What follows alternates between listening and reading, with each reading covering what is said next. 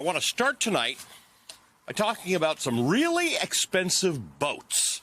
Now, the thing about buying a super yacht is that it is a pretty difficult purchase to hide.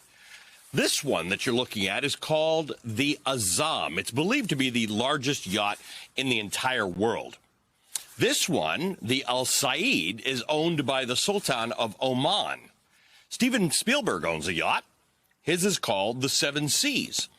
And in fact, if you run down the list of the world's biggest, most lavish mansions of the sea, they all have super rich, super well-connected owners.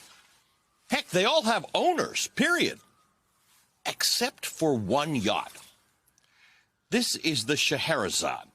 It is more than 450 feet long. It's worth more than $700 million. Look at it. It's got 6 floors, multiple swimming pools, a wood-burning stove, and 2 helipads, because, it's costly to keep one helicopter hovering while it waits to unload more guests.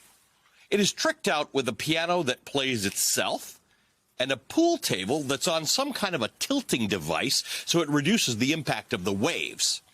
But the most bizarre thing about this yacht is that no one is quite sure who owns it. The vessel has no publicly registered owner.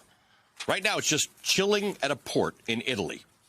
As Western countries start to the race to round up all these super yachts that are owned by Russian billionaires to sanction them and seize their assets for their support of Russia's invasion in Ukraine, journalists have been trying to figure out to whom the Scheherazade might belong. And now, after a lot of speculation, we seem to be much closer to an answer. These 2 Russian anti-corruption activists have just released an incredibly detailed report that they say proves that the owner of this mystery super yacht is not just any Russian billionaire, but Vladimir Putin himself. The activists obtained documents that show the names, the passport numbers of the crew that works on this yacht. Except for the captain, every single person who works on the boat is Russian, which isn't unusual in and of itself, but many of them are employed by Russia's Federal Protective Service, the FSO, which is essentially Russia's version of the Secret Service. The people who staff this yacht happen to be the same people who are listed as Vladimir Putin's security guards and his personal staff.